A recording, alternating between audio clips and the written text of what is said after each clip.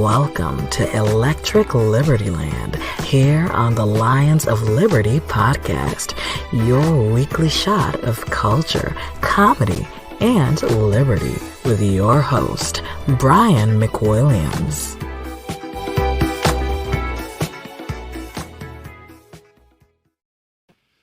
Oh, what's up, babies? What's up, my chocolate thunders? Welcome to the show, Electric Liberty Land, episode 249, which means you can go and find show notes, links to our sponsors, and all that good stuff over at lionsofliberty.com/ELL/episodes/ELL249, including a link to the Nomad Network. And by the way, big news. You no longer have to put in the www moniker. You can go to nomadnetwork.app/lion. Lion, not lions. That's our new link. nomadnetwork.app/lion, and get into this amazing networking process for libertarians, for free marketers, for people that are just interested in business for free. And I tell you, I love it already. I talked about it on the show before. I'm actually going to see Jason Stapleton this weekend, his nuptials. Congratulations to him. A good gift for you to give to him, and probably what I'll give to him, because I'm cheap, is to get more involved with the Nomad Network. Now, to tell you more about this, basically what it is a central hub for people that want to learn more, that want to share their skills, that want to grow their skills, that want to network with other libertarians, that want to find a job, that want to hire somebody for a job.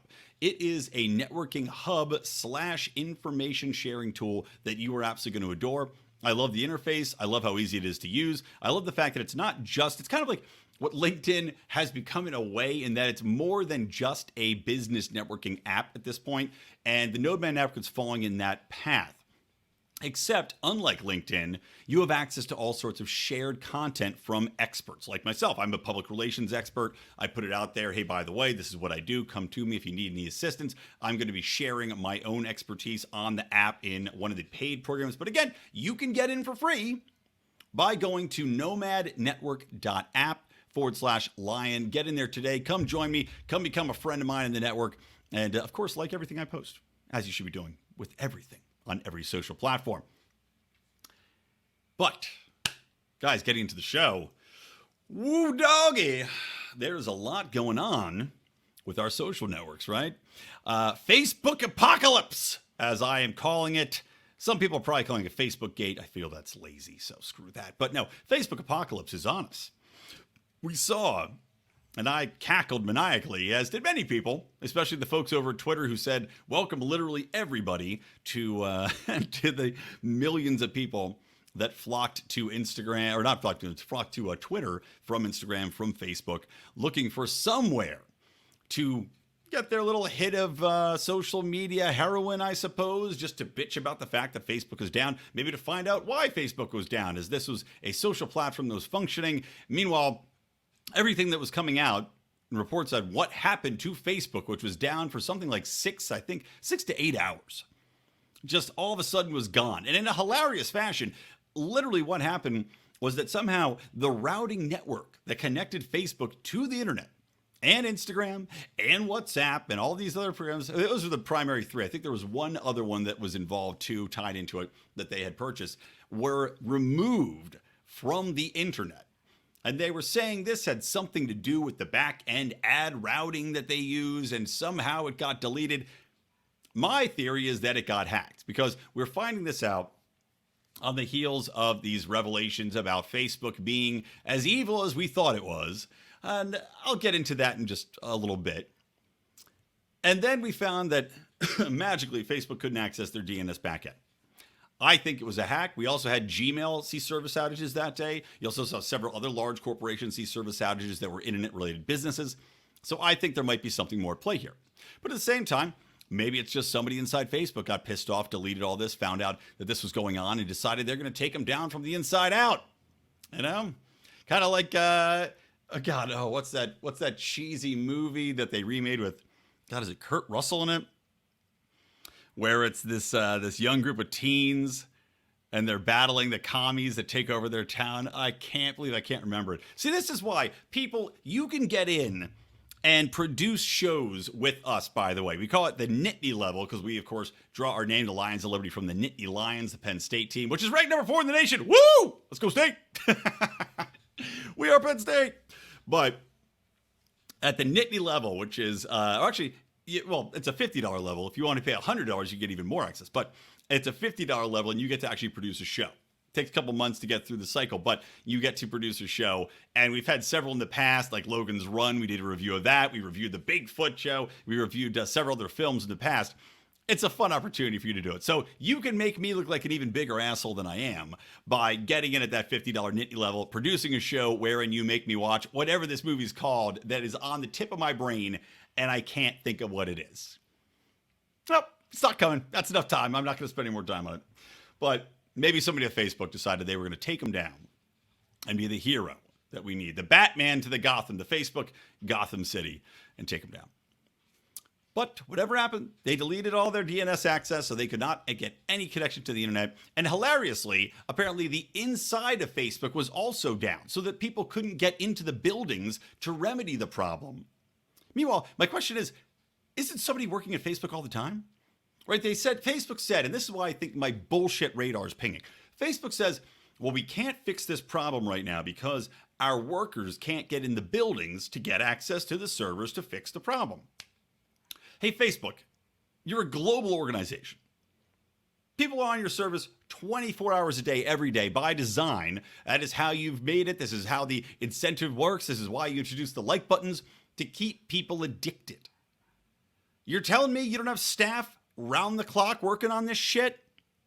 I don't buy it.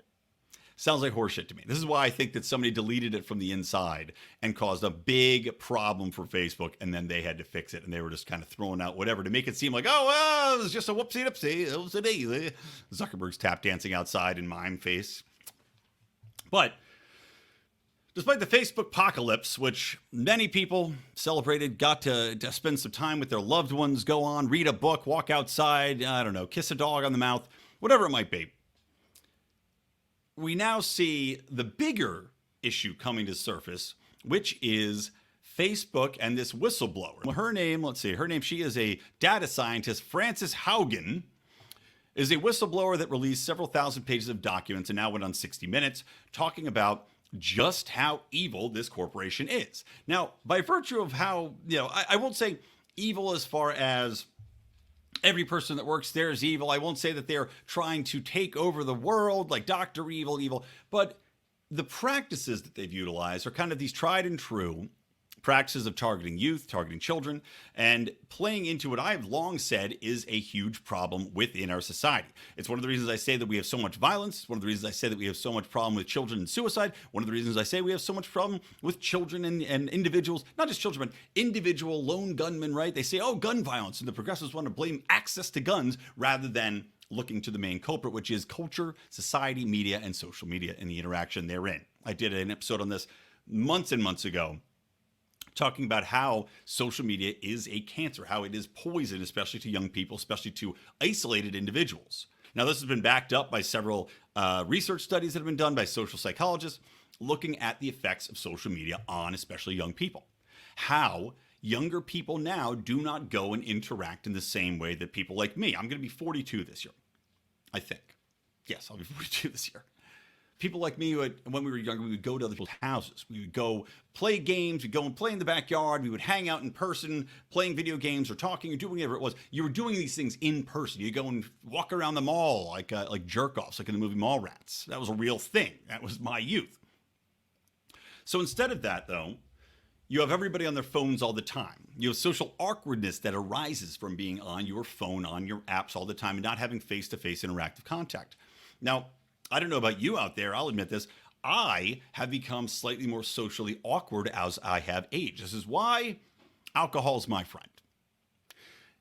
I associate this primarily with the fact that we do talk less face to face. I mean, Christ, even my wife and I will be sitting watching TV on the couch and I'll turn to her and say, that was pretty funny on the show. And she's looking down at her goddamn phone most of the time.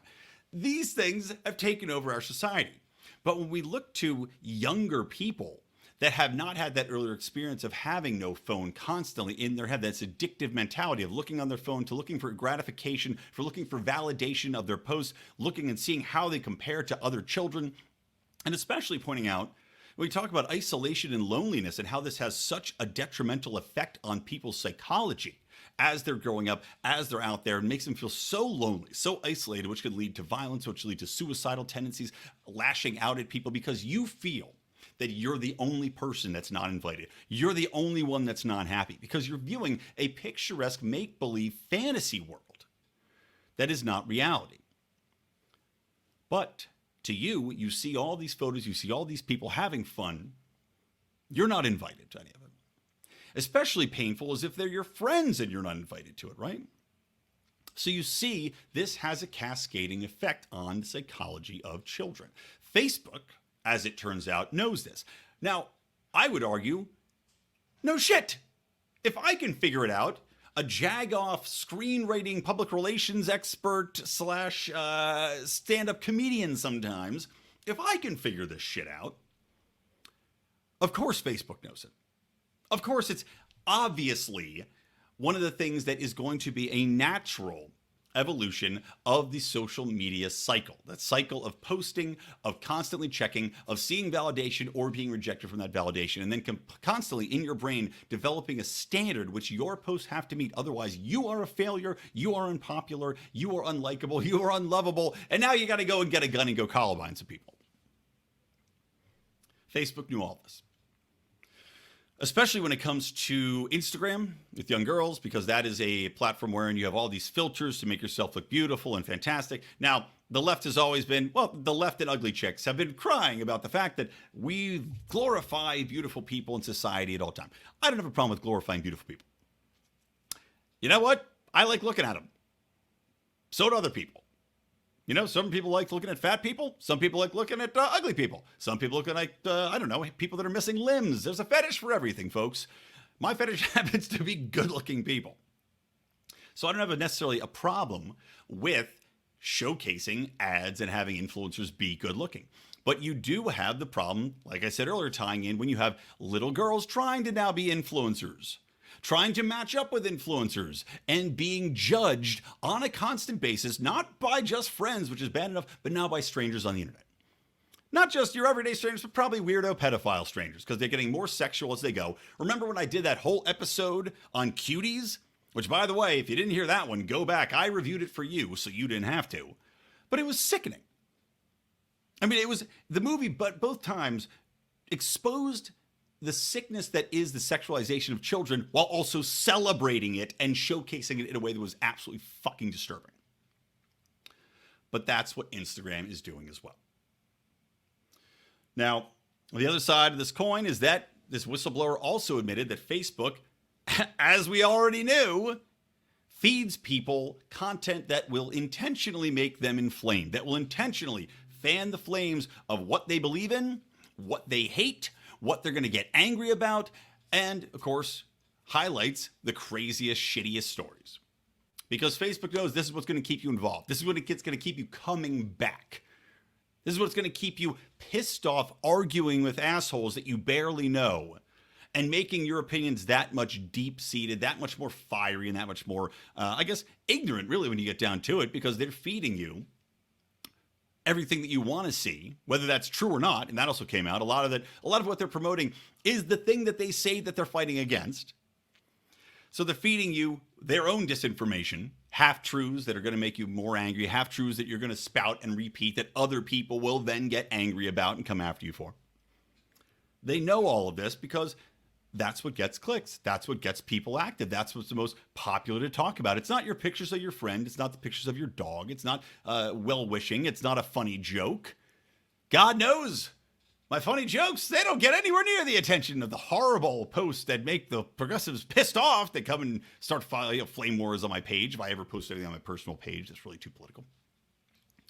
So they know all this. So they buy into it. Now, the other side of the coin that was also revealed here is that the company, of course, which the left hates, prioritize profit over safety, the safety of the democracy, right? And this whistleblower said, oh, our democracy is at risk. And that's where you also, your radar should be pinging. Your red flags should be going up because this is what they want. This is what they want. They want the democracy to be at risk. They want the children to be at risk. Won't somebody think of the children? Now, while I would agree that children are at risk from this, I don't think that you should have a legal standard wherein you prohibit children from accessing social media. I think that's idiotic. I think that's up to the parents. Just like having something on television and saying, oh, well, it's like having a V-chip in every house and saying the children aren't allowed to watch it and you're going to scan their brains and scan their eyeballs to make sure that they're not of age. Give me a fucking break. I know you can't control what your kid does all the time, but nor should you be able to. You know, we have to say, where does a child's rights and a parent's rights start and end? And I'm not going to get into the whole sexual age thing. We talked about that on another show. Like I said, I think the sexual age is 2 years, 2 years difference between whatever the two parties are. There you go, close enough. But I won't get into that here. But I don't think that the government should be stepping in and regulating how old somebody has to be to go on a social media website. I don't think that's right. I think people need to have the ability to explore. They need to have the ability to get checked. Their parents should decide whether or not they're old enough and feasible enough and their mind is developed enough to do it. Or they should be so involved in their child's life, which is another symptom of a sick society today, is that parents are checked out and more content to let other people raise their children, more content to let online networking raise their children and not actually speak to them to find out how they're doing, how their day went, what's going on in their lives. Because the adults are now addicted, right? Who's got time to talk to their kid when you've got to see how your fucking stupid Instagram post did? But I don't think the government should get involved in this. But of course, won't somebody think of the children, right? Now we say, oh, well, Facebook, oh, it's so evil. AOC is out there talking about how Facebook, one more example of how they have to be broken up because there's too much power going on with Facebook. Maybe there is a little too much power with Facebook. Where does a lot of that power come from? Oh, that's right. The fact that Facebook is able to buy up competitors, the fact that other competitors are stifled coming up because tech giants collaborate together to crush them. Google, Amazon, for instance, right? But of course, these big tech giants also enjoy what? Everybody all together. That's right. Massive regulatory advantages because they have millions of dollars that they pay lobbyists who then go and suck the dicks of the politicians who then go and pretend that they need to break them up, but they won't. But they like to pretend. They like to write regulations to put into place that stifle competition, keep these giants absolutely cemented in their place because it makes competition harder to come up. Makes it harder to get out there and have the same advantages these platforms had when they were growing, aka when these platforms came to be as powerful as they were. Twitter, Facebook, Amazon, all these things. You know, these places were free and open internet companies. You could say anything on Twitter, right? This is why it became as popular as it did, because people flocked there.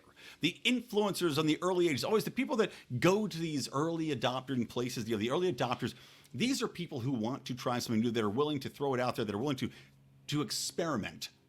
And that doesn't mean simply with a platform, it means with themselves, what they can say. And Twitter was a place of open and free dialogue. Google didn't used to pitch you ads and stifle all the results. It was just a quick, easy way to get those results back quickly before it became the monster that it is. And now they have far too much power because the government has gotten in bed with them. Because the government benefits from them being a source for all data compiling that the government then can use to go after its citizens. That the government can use to put its citizens on lists. They can dissect and bisect and find out what its citizens are doing, what they're thinking, what they're planning. We saw this with so many other instances within the Capitol riots where the information was shared. How the FBI is working with Facebook right now to combat quote-unquote extremism. I'm sure more than 90% of the FBI plots that are set up that they then foil conveniently, luring in stupid kids that have extremist views that have been isolated by the same social media platforms the government's now using to entrap them into committing terrorist acts. I mean, it's a perfect system, right? It's a cyclic relationship between the government and these platforms now, where they're so valuable to them, the government doesn't want to fuck with them. And more than anything, the government wants to use them to censor what goes out. And that's what all these Democrats that are crying about Facebook censorship and crying about, crying about Facebook having too much power and how we need to break them up and how this and that is wrong and how won't somebody think of the children. Nothing's going to happen to Facebook except that they're going to demand that Facebook kowtow to their demands for censorship. You're already seeing it happen. Right? You're already seeing them try to restrict what can and can't be said on here. You're already seeing the government work to say what can be said about vaccines. It can and can't be said about races. It can and can't be said about religion. Whatever it is.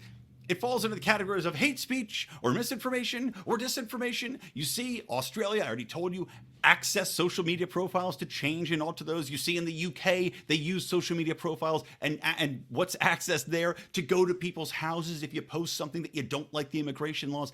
These things are extensions of the government.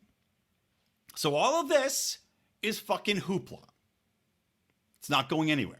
And until we, as consumers en masse, move away from these things and say these are bad and limit our kids' access to them and limit our own access to them, I try to stay off social media as much as I can.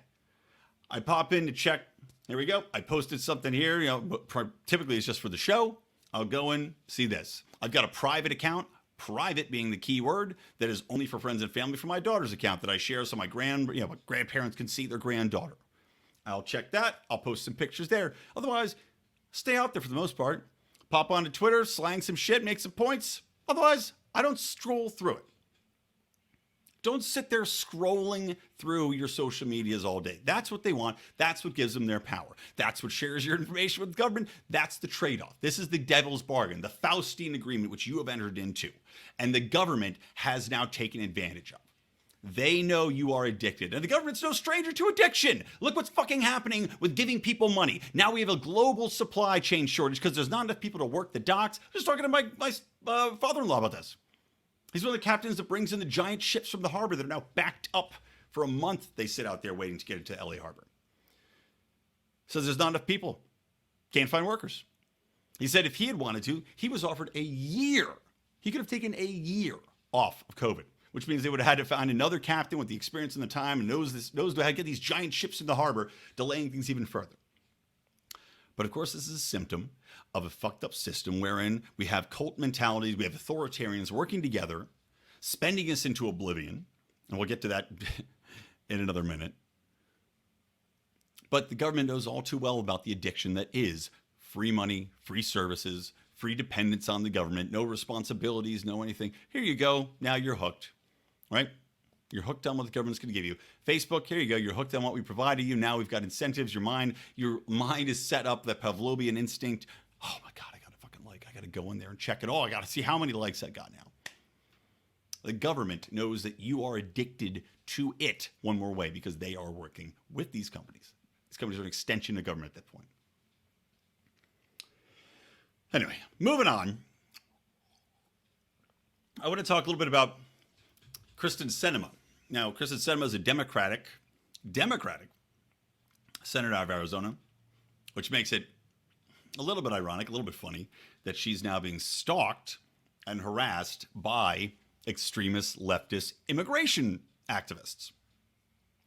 This comes out of her objection to the $3.5 trillion reconciliation bill that's out there right now that has been pulled back and has been shot down by her, by Joe Manchin, because it is an atrocity. It is unbelievable horseshit that the Democrats just think this is a perfect time. And maybe this is just, they feel they've gotten, maybe it's the Newsom effect. They have a mandate now that they can go out and do whatever they fucking want because they happen to have a 50% plus one a share of power throughout the government with the Senate. But this $3.5 trillion bill has everything in it from climate justice to immigration pathways to, oh God, there was something else that was so absurd I was reading the other day. Let's see, it was climate, immigration, I don't know, something else, just insane things because they'll shoehorn everything into this, knowing that, oh, the government's going to get shut down and they think they're going to have the people behind them to keep the government away. They can't default on the loans or else the world will come to an end, yada, yada. No, it won't. There was an alternative bill just focused on infrastructure that was put forth for $1 trillion, which, of course, Nancy Pelosi pulled because they couldn't have that. They want to get through this massive behemoth bill instead because God knows when we have global supply chain problems, when we have people not working because they have no incentive to work, because you're getting paid to stay home and sit on your asses. When you have 30%, and this is what the current state of inflation is in grocery stores, 30% inflation on stores' grocery shelves. Well, that's the perfect time to introduce a $3.5 trillion infrastructure spending bill, reconciliation bill, right? Because they're going to try to force it through. Perfect time to do that. Because, you know, fuck the everyday person. I guess I'll just print more money and give it to the poorest of the poor. They're the most affected by these things because they are the ones that feel the brunt of every single price increase when it comes to inflation first and foremost, compared to some of us that have a little bit more money that can take that on the chin to spend more money on bread and milk and eggs and everything else. I guess they just say fuck it. But Kristen Simon actually said, nope, this is bullshit. I'm not going to go for it. You should have gone for this $1 trillion. That is enough to get her stalked, chased through the hallways at the University of Arizona by activists for immigration and who want a pathway to citizenship, and then quartered in a bathroom where they kept her in a stall and harassed her. Now, according to Joe Biden, I'll play you a quick clip here. According to the old Joe Biden, well, shit, man, this is just par for the course, right? Let me play this for you real quick. President, you're talking about how you have 48 Democratic votes right now. The other two have been pressured over the weekend by activists. Joe Manchin had people on kayaks show up to his boat to yell at him. Senator Sinema last night was chased into a restroom. Do you think that those tactics are crossing a line? I don't think they're appropriate tactics, but it happens to everybody. From the only people it doesn't happen to are people who have Secret Service standing around them. So it's part of the process. Yes. Yep. There you go. Yep. Part of the process, Joe. That's what it is. Oh, sorry. I clicked off one window, not the other one. Part of the process. Right. For people that don't have Secret Service surrounding them, oh, good for you, Joe. You fucking asshole. So this is the normalization of threats of violence, I would say. I mean, we already saw Larry Elder. I talked about him when he was running for California governor. Get accosted, thrown eggs in his face from a woman in a gorilla mask on LA's boardwalk. A white woman in a gorilla mask on LA's boardwalk in Venice, which is one of the hotbeds for the homeless incidents where people are getting stabbed or were getting stabbed until the sheriff's office finally kicked them off the goddamn boardwalks. But of course, the way it was reported was not that Larry Elder was accosted violently or accosted by a white woman in a gorilla mask and racist attack. No, it was described as Larry Elder was met with unpopular response in Venice. The way the leftist media would craft this.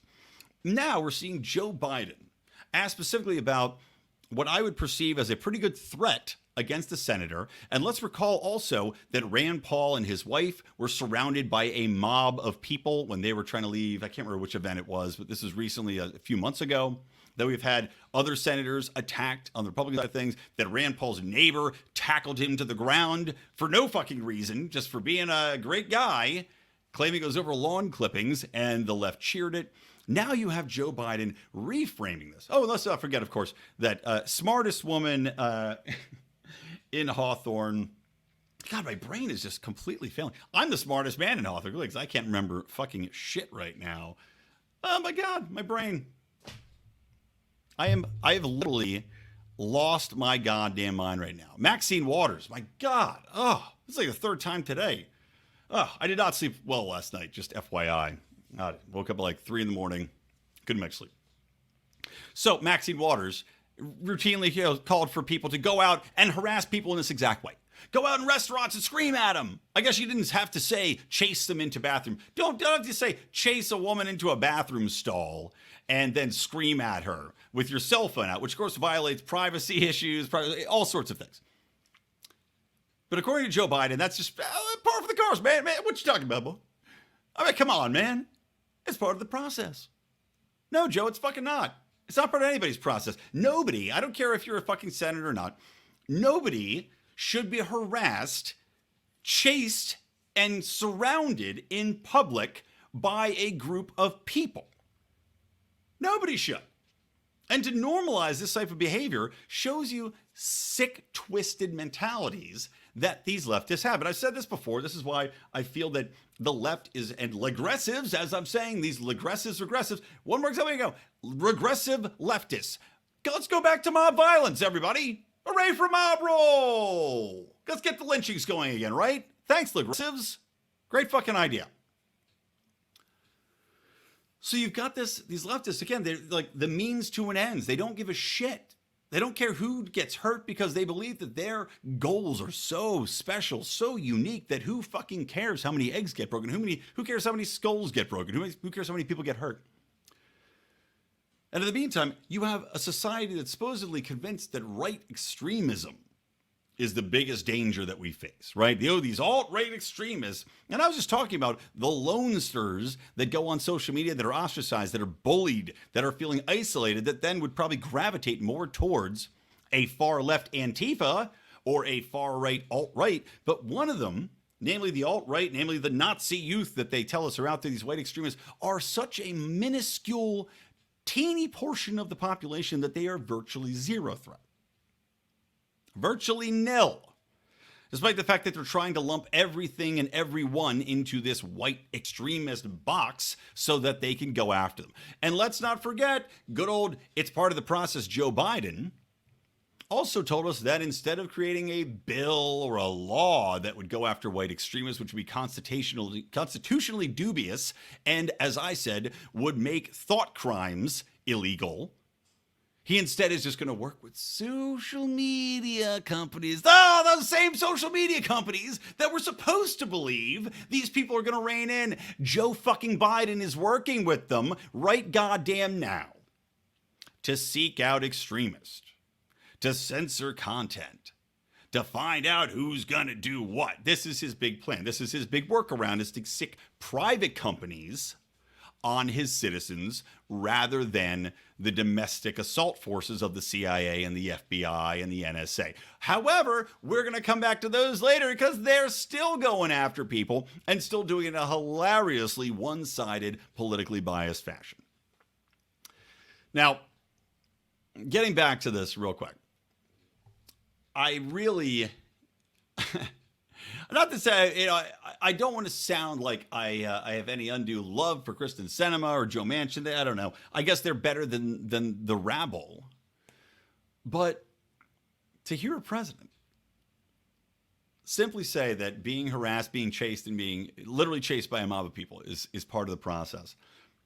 I mean, that's something that is so far beyond the pale. It's so far beyond rational thinking.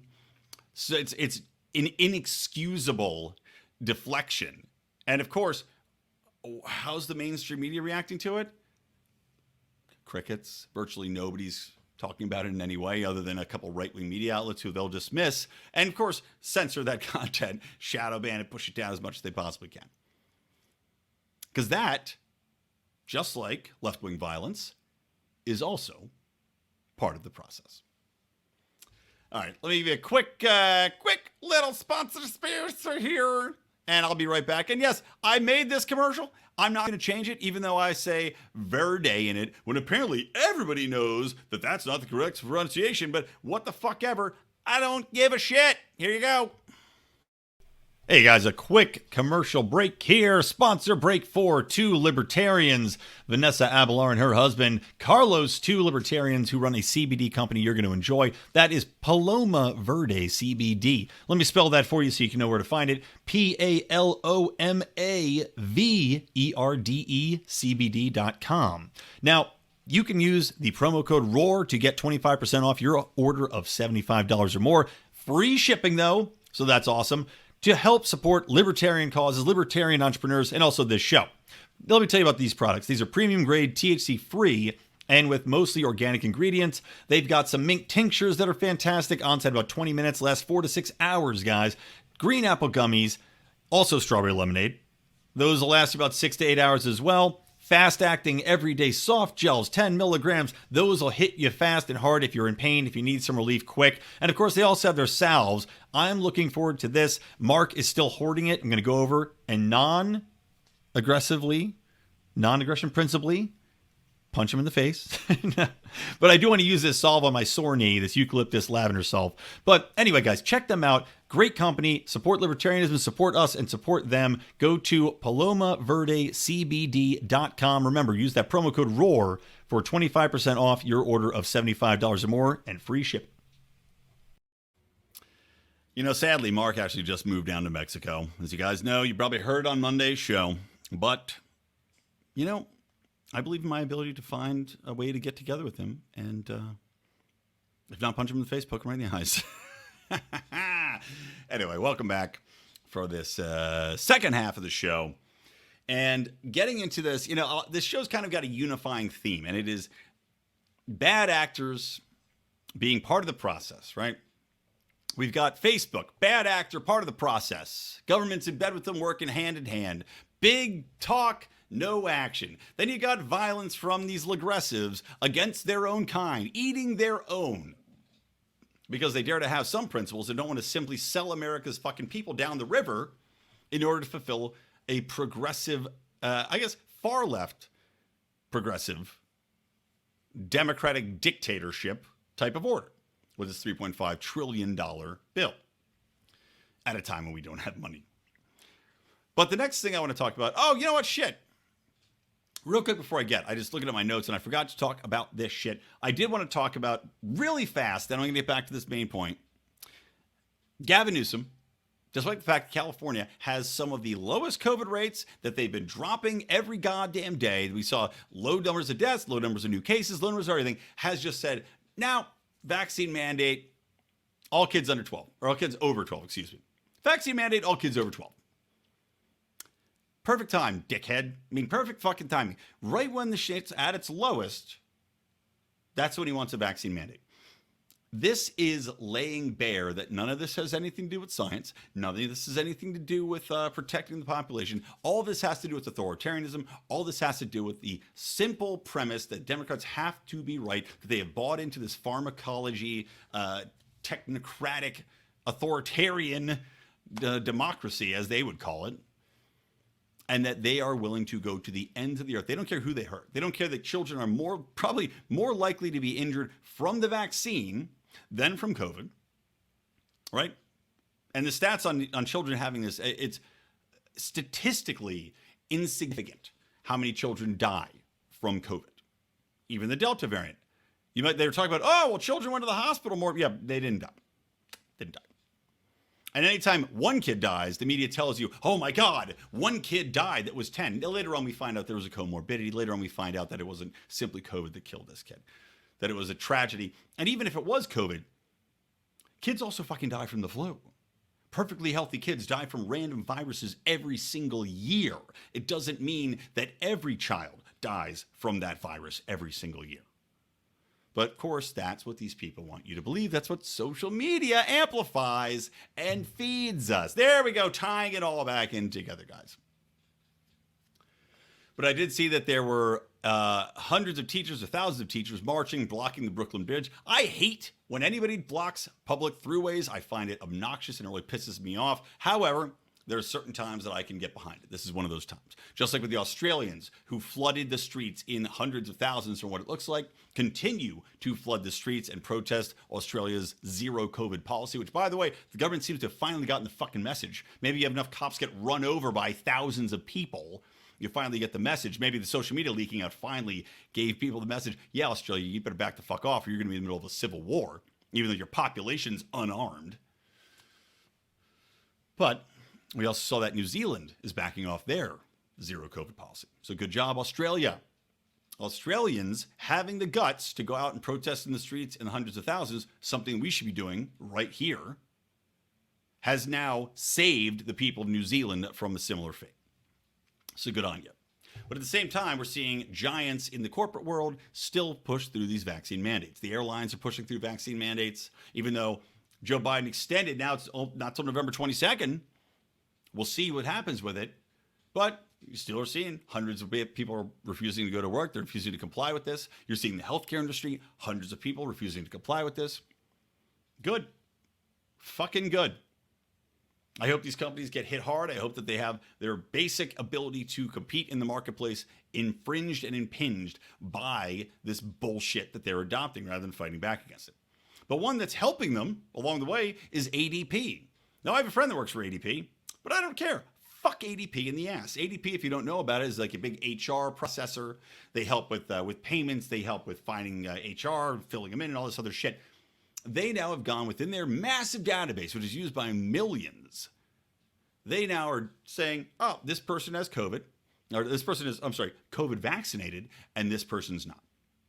So now, when you're going through processing, when you're going through their whatever HR services they're providing, you're now marked with a little ding if you don't have your COVID vaccine.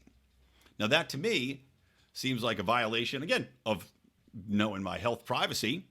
Whether or not I'm fucking vaccinated from an HR company, go fuck yourself. How about that? Especially if you're trying to find a job or keep a job. Now they're making it that much easier to weed out those who are independent free thinkers or might have a medical exemption, might just think that they have natural immunity or do have natural immunity from COVID. So again, big corporations working in hard there with big government to make sure that you are denied your basic health freedoms. Okay, let's get back to this deep state and how the deep state's partisanship is really on full display here. First things first, I'm sure most of you have already heard about the FISA courts and how the FBI basically can't back up any of the claims that they made on their FISA documents.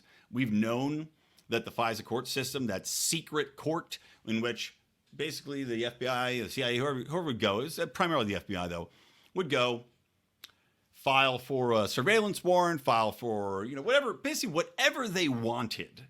And it was just a rubber stamp court. Must be the best job you can get in government. I'm sure it's very high paying. I'm sure only the highest level of judges with the highest security clearance are able to go in there and sit on this bullshit court where you just say yes to everything. And I think it was Rand Paul had released this figure, but the technical statistical, a number of approvals was something like 98% of all of the FISA warrants that were pushed through there. 98% were approved, and the 2% that weren't were just so ridiculous, or probably, in truth, I doubt they were even ridiculous. I think it was more likely than not that they were simply technically processed incorrectly. Either they weren't delivered to the court properly, or they were missing so much information that the court just could not rubber stamp them.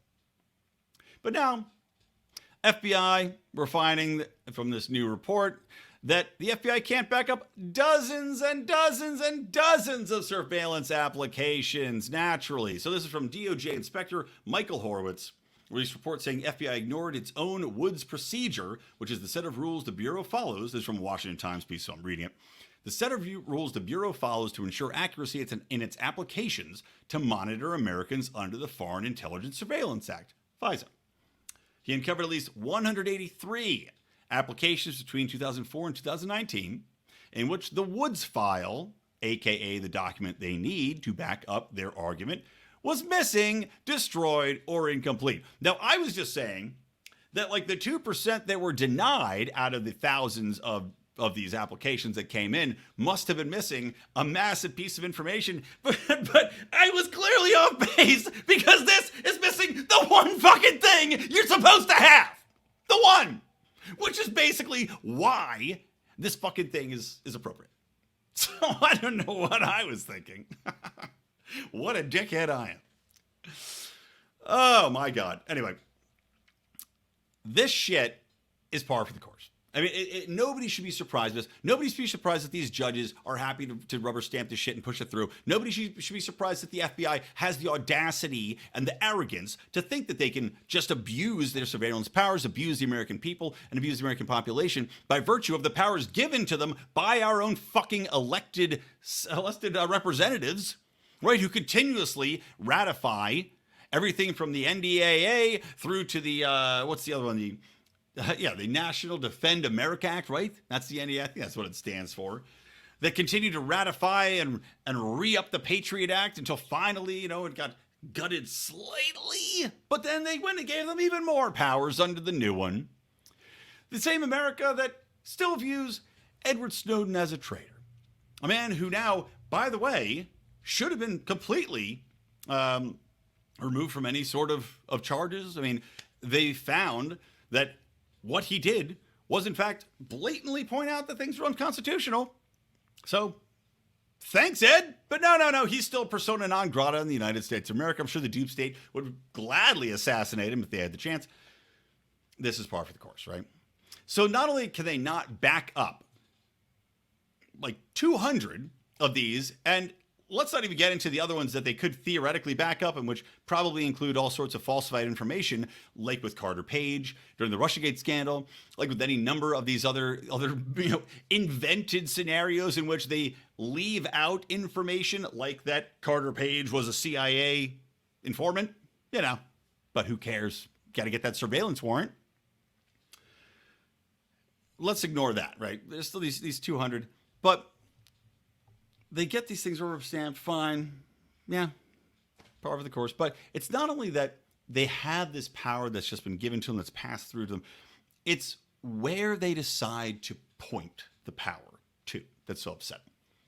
Russiagate should be an awakening for any thinking person. Now, of course, 50% of the country is so blindly stupid and blindly partisan, partially due to the influence of social media, that they can't see how dangerous a precedent it sets when you have a sitting president attacked and assaulted by the state that's supposed to be working with him and for him to ensure the sanctity of our principles, creating a scandal out of whole cloth from an opposing political candidate who lost, and then proceeding to undermine him for 2 years of his presidency, all while connecting them to foreign agents and giving those people, if anything, more power than they should have over what happens in the country, right?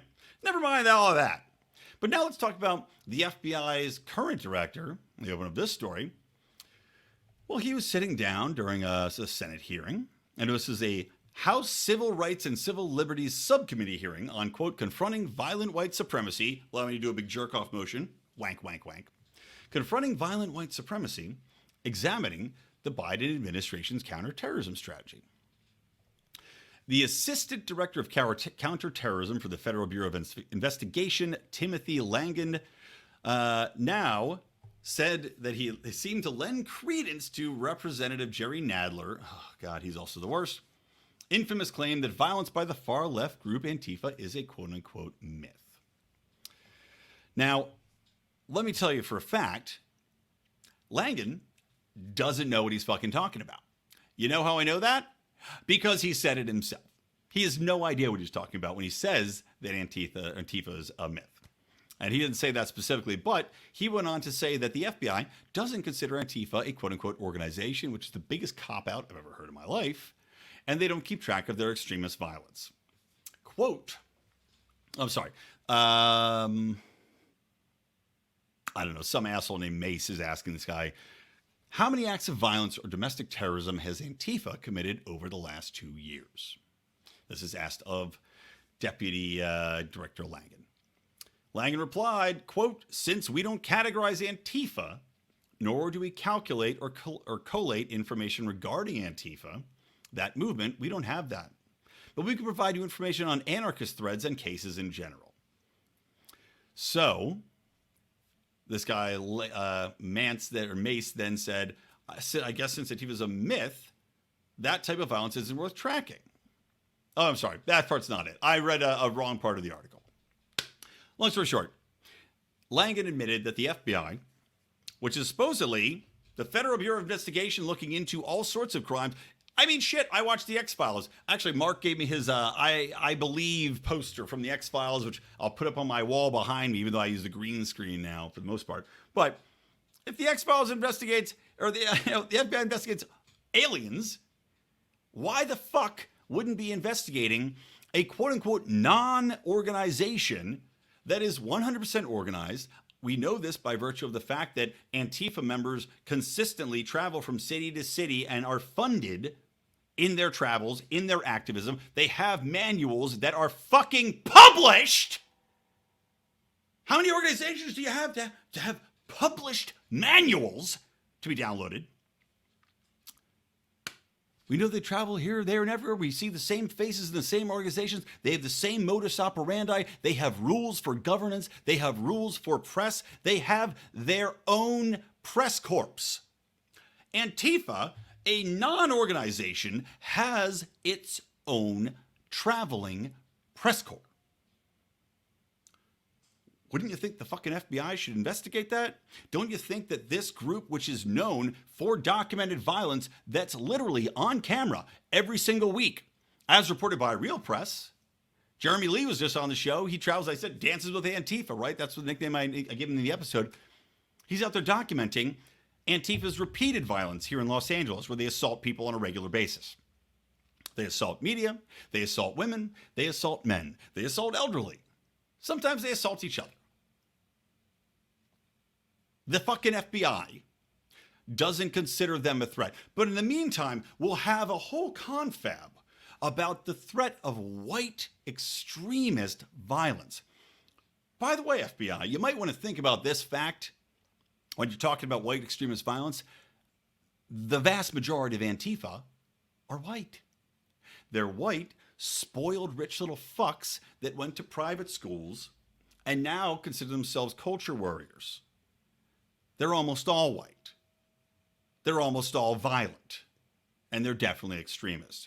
Maybe you should look into that, instead of pretending that this isn't a fucking threat, because you are so politically poisoned that you will not go after the most violent faction of our society because they happen to align with democratic ideals. I don't know, 70% align with your agenda for extremism, for fucking pushing race baiting nonsense and basically trying to divide the nation further. Well, that's perfect, plays a perfect part in your little plan. And the mainstream media, of course, I was talking about the Antifa press corps, they use their own videos, right? They use Antifa's videos, Antifa spokespeople, when they cover violence between groups. Just fucking sick. Next thing I want to talk about, the Department of Justice. Now, the Department of Justice, of course, also not doing anything about Antifa.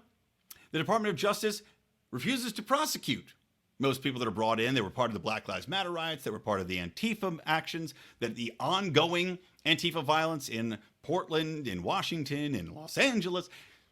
Refused to prosecute any of that.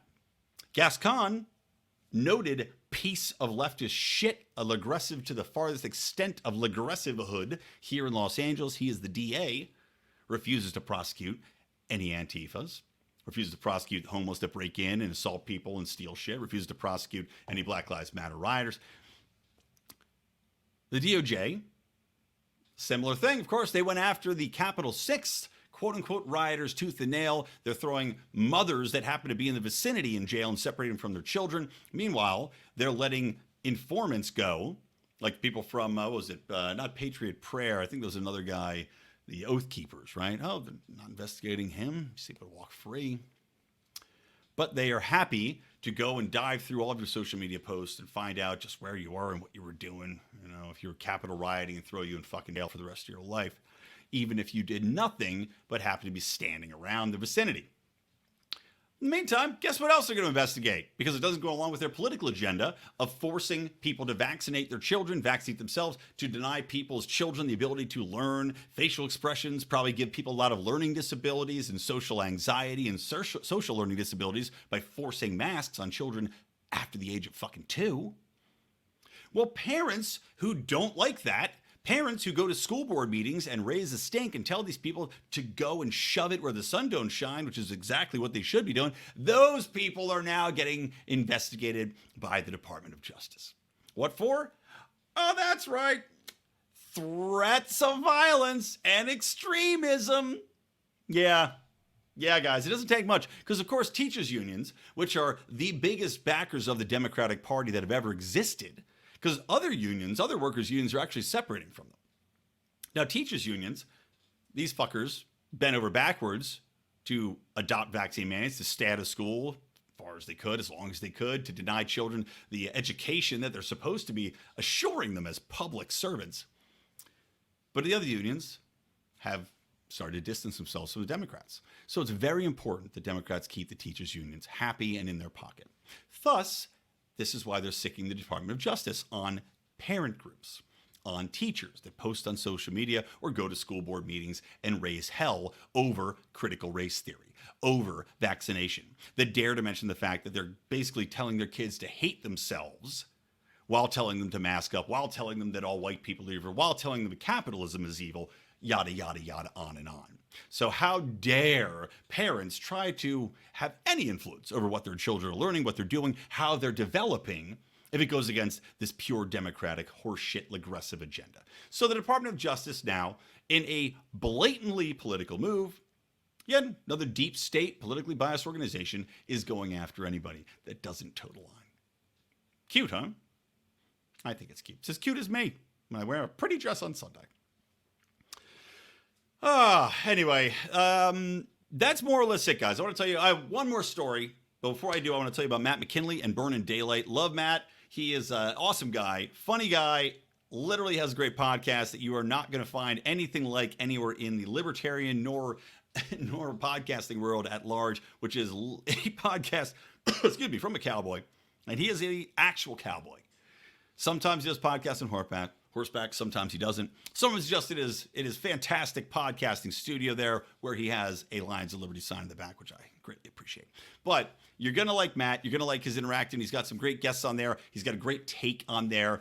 Just hearing about him cowboying in Nevada out in the middle of nowhere and living his good libertarian life, guys. But really check it out. Burnin' with an apostrophe N, Burnin' Daylight. You can find that anywhere you listen to podcasts. Also, go to our Patreon. Like I said, get involved. Come produce a show. Make me talk about whatever the goddamn movie, I can't remember, where they're fighting commies or the teens are fighting commies or whatever else you want to talk about, right? Or you could get in little as $5 a month, get all our bonus content. $25, you get on our Mufasa calls. We have to schedule one actually really soon because we missed it with Mark traveling and me sick. But you get to talk to us, spend an hour with you guys, shooting the shit, hearing what you want to do with the show, what we're going to be doing with the show, leading you there.